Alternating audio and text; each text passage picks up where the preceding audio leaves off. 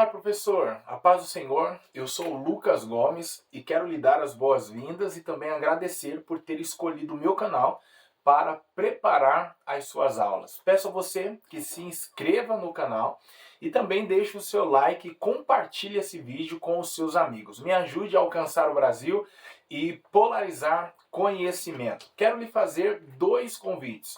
O primeiro deles é para participar do grupo Sala dos Professores EBD no WhatsApp. Aparece para você o meu número, é só me chamar e eu irei te adicionar ao grupo onde fazem parte dele professores de diferentes partes do Brasil e semanalmente compartilhamos conteúdos referentes à lição, discutimos ela. É um espaço onde o professor pode compartilhar os seus conhecimentos e eu tenho certeza que irá abençoar a sua vida. O segundo convite é para você participar do curso Cartas Paulinas. Abaixo está o link do curso para que você possa conhecê-lo. Serão 5 encontros online, onde estudaremos as viagens do apóstolo Paulo, bem como todas as cartas em seu contexto teológico, político, religioso, social e cultural. É um curso imperdível. Já temos inscrições de professores de diferentes lugares, as vagas são limitadas, mas falta você. Tenho certeza que irá abençoar a sua vida. Hoje chegamos à lição de número 5 da lição dos jovens, que tem por título Balaão, quando Deus diz não. Eu tenho muita coisa para compartilhar com você e olha, eu acredito que neste trimestre não haverá aula mais polêmica do que esta. Já te faço uma pergunta para você entender que será quente o conteúdo. Deus usou ou não a mula para falar com Balaão? O comentarista diz que não. Eu acredito que sim. E você, o que diz? Fica por aí, eu tenho certeza que você vai gostar. Logo no primeiro tópico, que tem por título Um Homem que Ouviu a Voz de Deus, o comentarista tem a proposta, com apoio bíblico, de nos fazer entender que Balaão era um homem de Deus. Primeiro, ele ouviu a voz do Senhor, e isso não pode ser desprezado. E segundo, soube também distinguir que o Senhor falava com ele. Isso não pode ser deixado de lado, deve sim ser levado em consideração.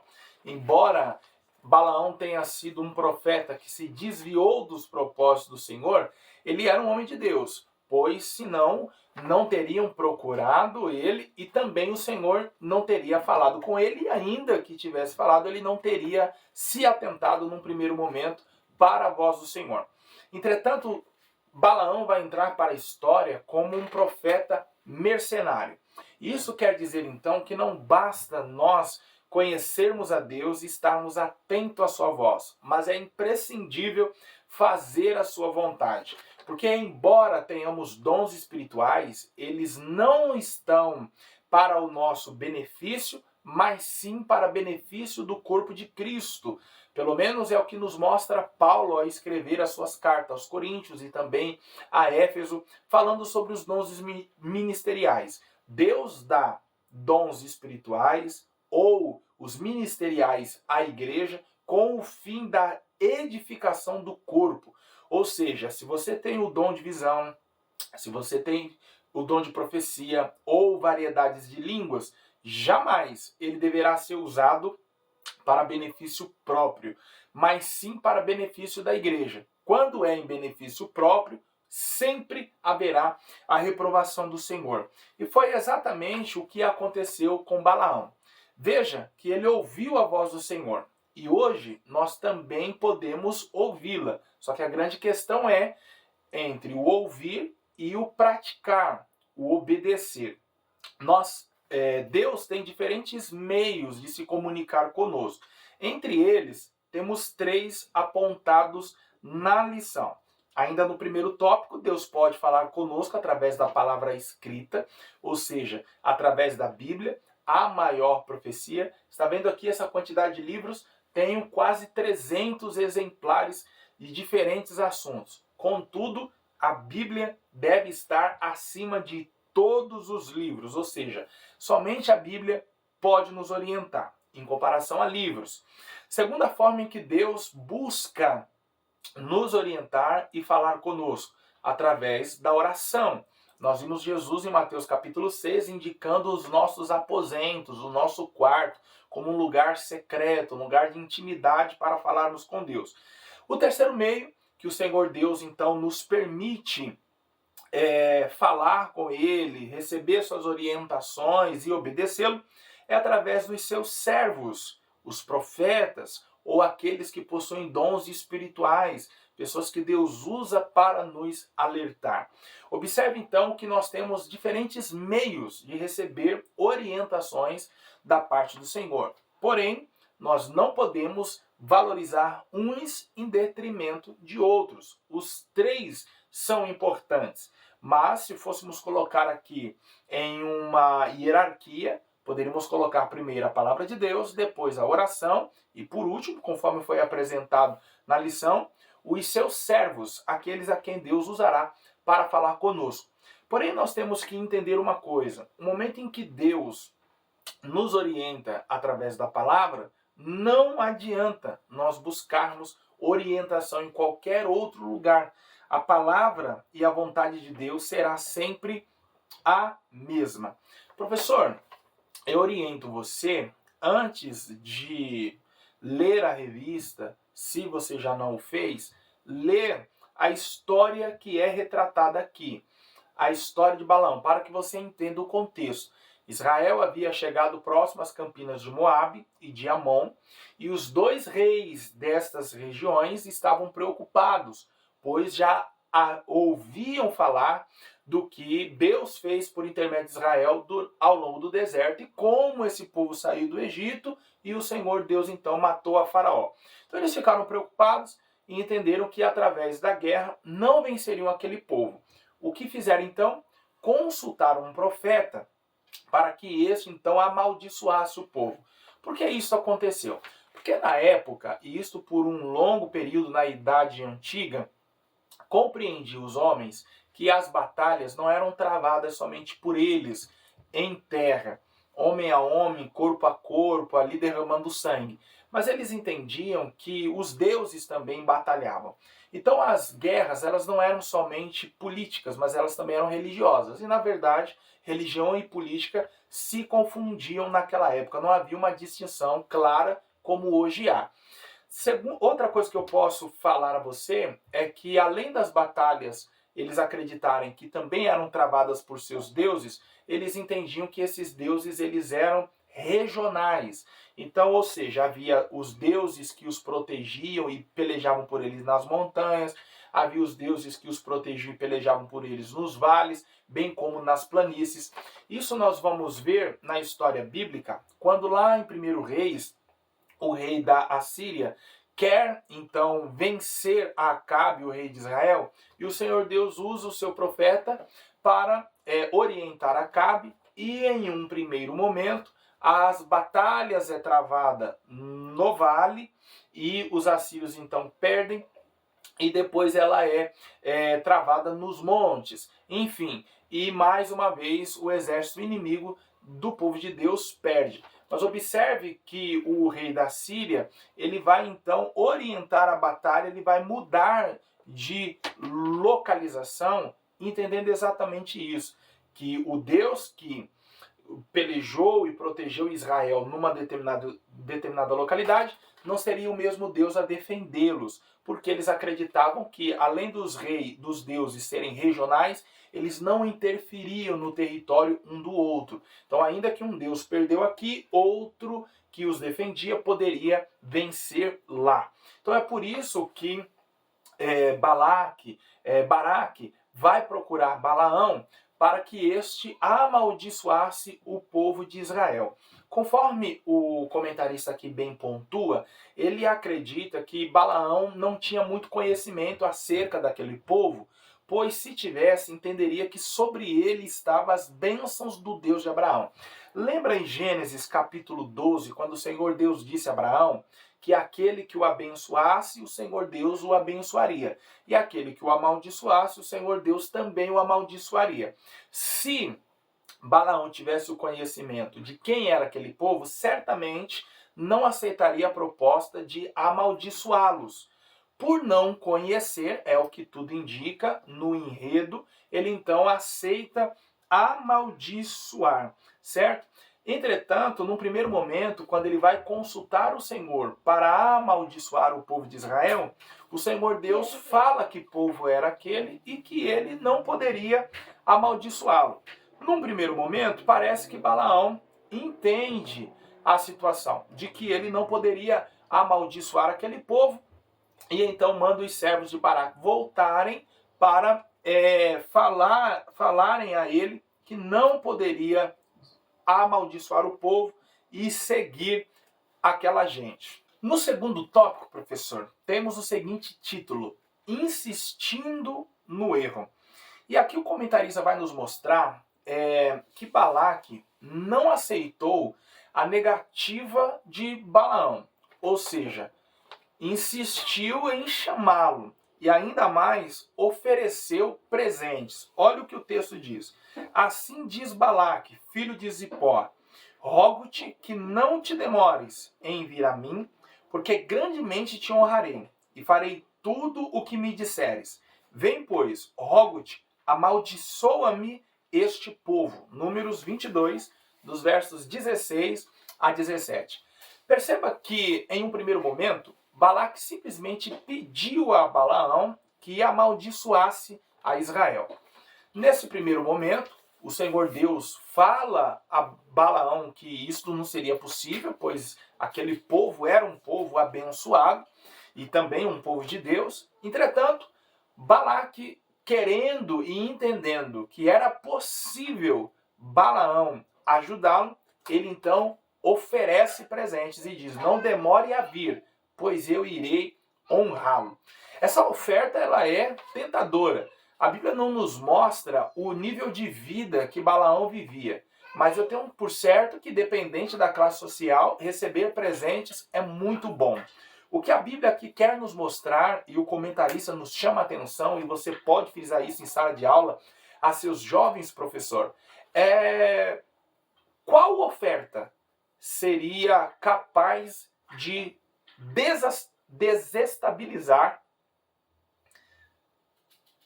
Qual oferta seria capaz de desestabilizar os seus passos, a sua firmeza diante do Senhor? Os presentes aqui foram capazes de desestabilizar Balaão. Ou seja, só é desestabilizado diante da oferta aquele que não tem os seus pés firme na rocha. Olha o que disse o salmista no Salmo 40. Tirou-me de um charco horrível de lodo, firmou os meus passos e pôs os meus pés sobre a rocha. O texto sagrado então nos garante que aquele que está firme na rocha não é abalado pelas tentações que lhe cercam. Então frise aos seus jovens: se nós nos firmarmos na palavra de Deus, nada poderá nos abalar. Aí sim, professor, agora vem a hora talvez mais polêmica desta lição. E eu havia dito no início que talvez não teríamos neste trimestre um momento mais polêmico como este. Primeiro porque o comentarista tem uma opinião e eu sou totalmente contrário, e eu quero também saber a sua opinião. Se você tiver uma opinião diferente, coloque aí embaixo nos comentários. Se você concorda com o comentarista, fique à vontade também. Se você concordar comigo, o espaço aqui é democrático. Lembrando que o único texto inquestionável é a Bíblia. No demais, nós podemos e temos liberdade para discordar. E eu quero aqui fundamentar a minha opinião, ok? E não simplesmente discordar do comentarista. No segundo ponto, do segundo tópico, o título nos diz: o Senhor abriu a boca da jumenta, e eu irei ler ele para que juntos possamos entender. Advertido por Deus a não dar prosseguimento ao seu plano, Balaão passa por uma experiência sem precedentes: ouvir um animal falando. A jumenta com a qual ele costumava viajar conversa com Balaão. Em nossos dias, é comum pessoas dizerem, de forma jocosa, que se Deus usou a mula para falar com Balaão, pode usar qualquer outra pessoa também. Ocorre que a Bíblia não diz que Deus usou a mula para falar com Balaão. A palavra de Deus é enfática em deixar claro que Deus falou aos pais de diversas maneiras pelos profetas. Hebreus capítulo 1, versículo 1. A mesma Bíblia diz que Deus abriu a boca do animal e ele questionou Balaão por ter apanhado. A partir desse diálogo, o Senhor abriu os olhos de Balaão e ele viu o anjo do Senhor. O anjo, sim, tratou com Balaão. Deus usou ou não uma jumenta para falar com o profeta Balaão? De acordo com o que nós vimos no texto bíblico, o anjo do Senhor apareceu diante da jumenta que transportava Balaão. Ela então, ao vê-lo, esquivou-se. E a Bíblia nos diz que isso aconteceu por 3 vezes, até que Balaão feriu a jumenta, agrediu a jumenta, pois ela havia prensado o pé dele contra a parede, é até cômica a história, e ela então olhou para ele e o questionou do porquê da ação, uma vez que ela havia o servido durante toda a vida e não tinha tido aquela postura. Foi então, a partir deste momento, que o Senhor abriu a visão de Balaão e ele viu o anjo do Senhor que estava à sua frente, pronto para então exterminá-lo, já que ele estava disposto a desobedecer à voz do Senhor. A grande questão aqui é, muitas pessoas dizem que Deus usou a jumenta e outros dizem que Deus não usou a jumenta, somente abriu a boca do animal para que ele falasse. De verdade, eu acho esse entendimento um tanto contraditório.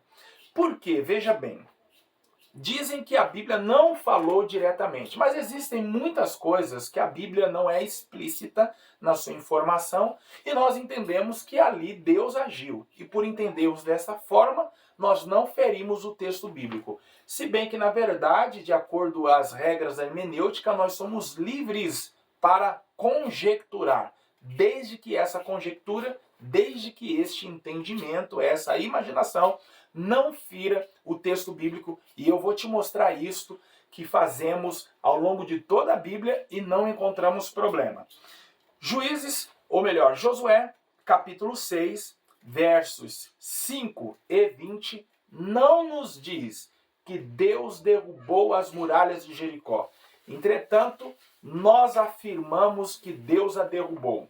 Eu irei ler o texto para que não fique dúvidas. E aí você diga, mas poxa, como a Bíblia não diz que Deus derrubou as muralhas de Jericó?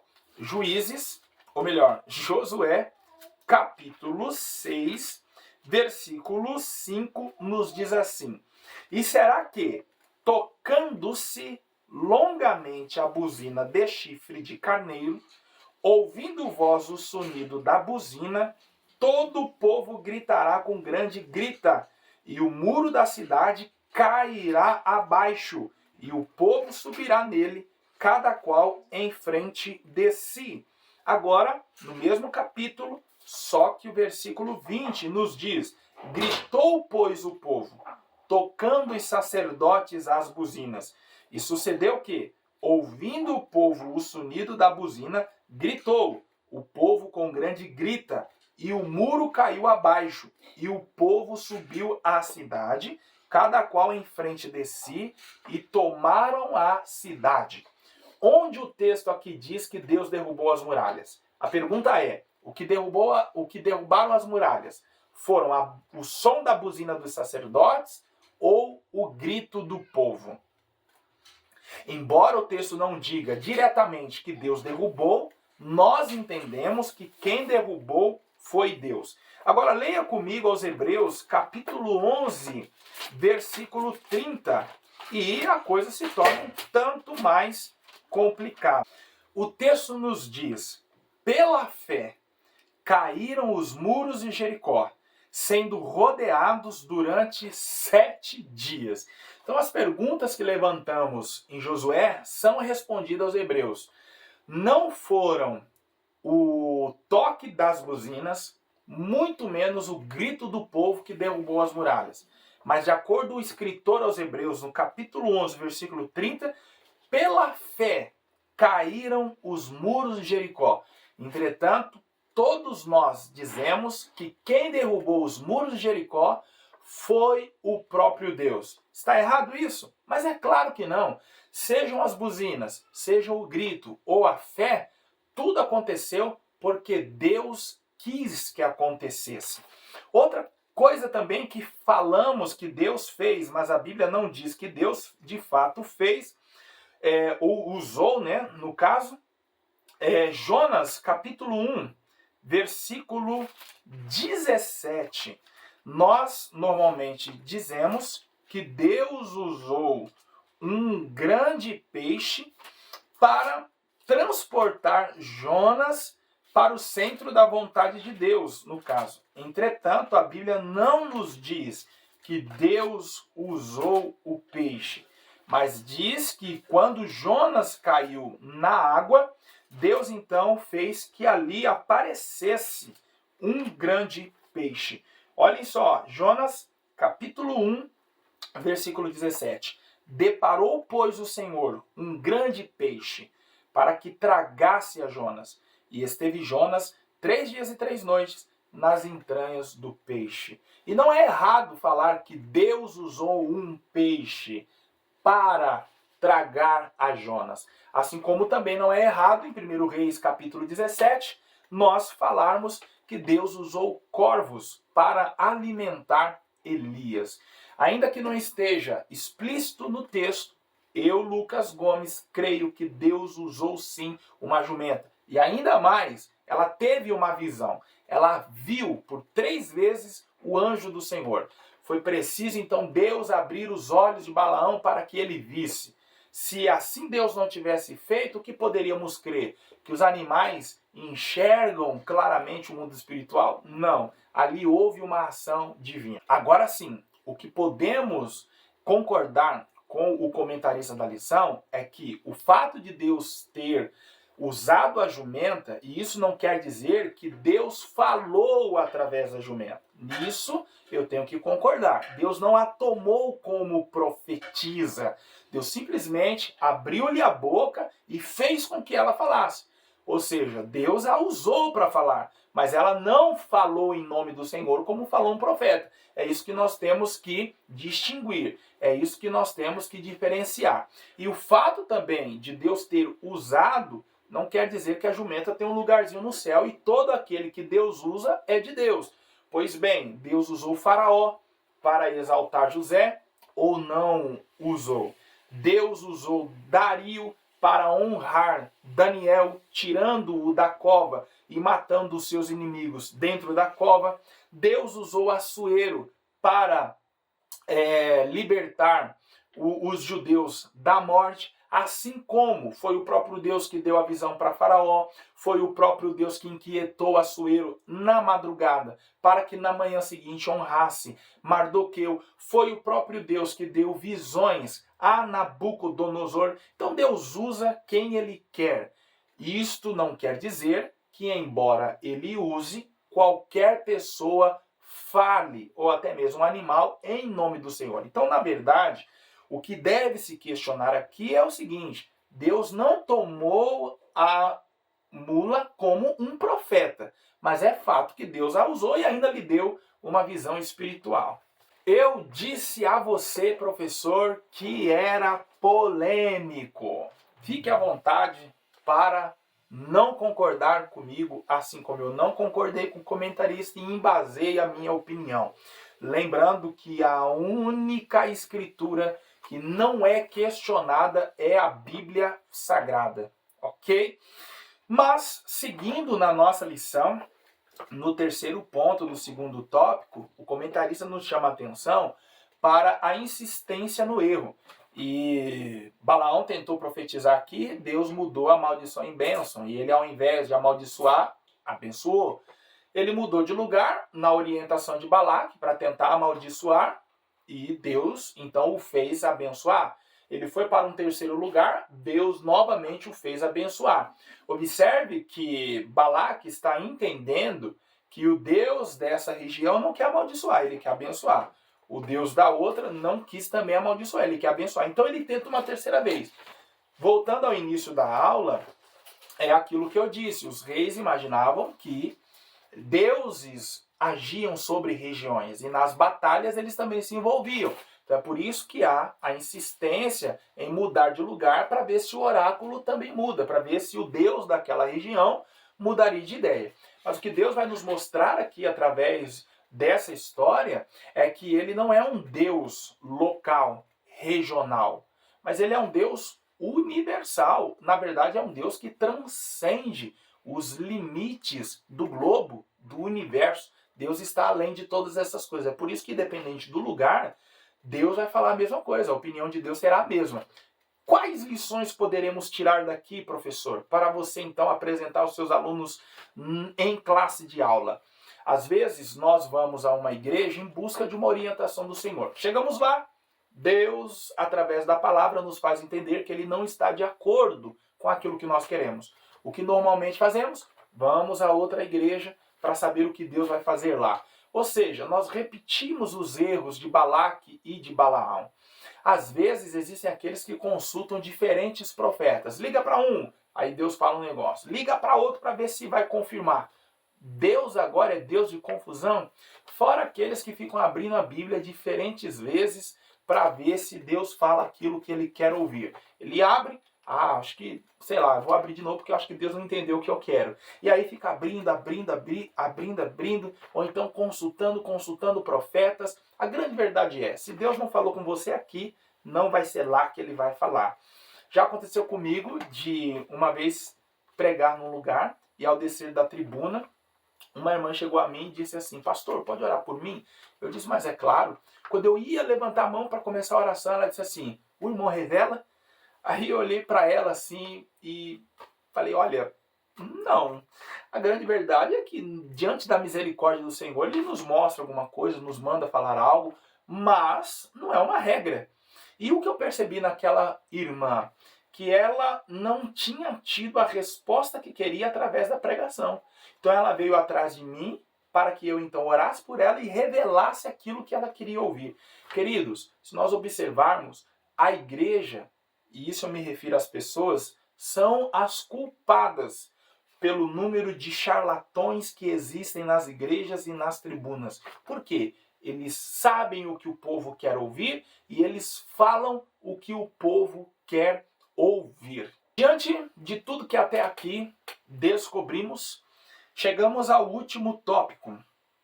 E nós vamos entender que Balaão percebe que Deus não vai de forma alguma amaldiçoar o povo, porque o povo era abençoado. Isso nos faz entender também que o fato de sermos abençoados nada pode nos amaldiçoar. Então não é preciso o crente ter medo de macumbaria, de feitiçaria, não importa o trabalho que fizeram para você. Sobre você, a sua casa, a sua família, repousa as bênçãos de Deus.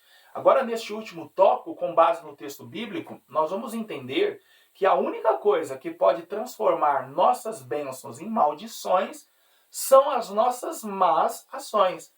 Como Balaão estava tão interessado no prêmio, ele então pensou uma forma daquele povo ser amaldiçoado e então paralisado. Ele então diz a Balaque para que introduzisse no meio do povo mulheres, e essas mulheres então perverteriam o coração dos homens apaixonados e enamorados por elas, e então os fariam adorar seus deuses, e diante da idolatria, o Senhor Deus então amaldiçoaria o povo. E de fato foi o que aconteceu. Houve uma grande peste, uma grande praga. Deus matou muitos homens porque eles se relacionaram com as mulheres e essas então o fizeram pecar. Percebam que palavra alguma foi capaz de transformar bênção em maldição. Entretanto, os pecados desses homens, se afastando do Senhor, transformaram as bênçãos em maldições, ou seja, eles morreram no seu próprio pecado. É justamente por isso que nós vimos pessoas que possuíam promessas de serem homens de Deus, mulheres de Deus, mas morreram no seu próprio pecado. Ou seja, as bênçãos se transformaram em maldição na vida dessas pessoas porque não se posicionaram diante do Senhor. E aqui fica a lição para nós. Não ceda às tentações. Balaão cedeu. Quanto custa a sua fidelidade diante do Senhor? Ouro, prata, bronze? Sofra o preço das suas bênçãos. Não ceda à tentação. Professor, muito obrigado por ter ficado comigo até o presente momento. Não se esqueça de se inscrever, deixar o seu like, compartilhar este vídeo. Também te convido a me seguir nas redes sociais. Lembrando que no Instagram eu compartilho semanalmente os meus estudos. Você então terá mais subsídios para preparar as suas aulas. Eu tenho certeza que você irá gostar. E o segundo convite é para que você então participe do curso Cartas Paulinas. Está imperdível e tem uma vaga para você. Eu te aguardo na próxima aula, onde nós falaremos sobre Davi. E para você entender que será outra aula maravilhosa, eu já te pergunto, professor, para você passar a semana com essa questão. Se o adúltero era morto a pedradas, por que Davi, diante do adultério, não morreu? Na próxima aula eu respondo. Deus te abençoe.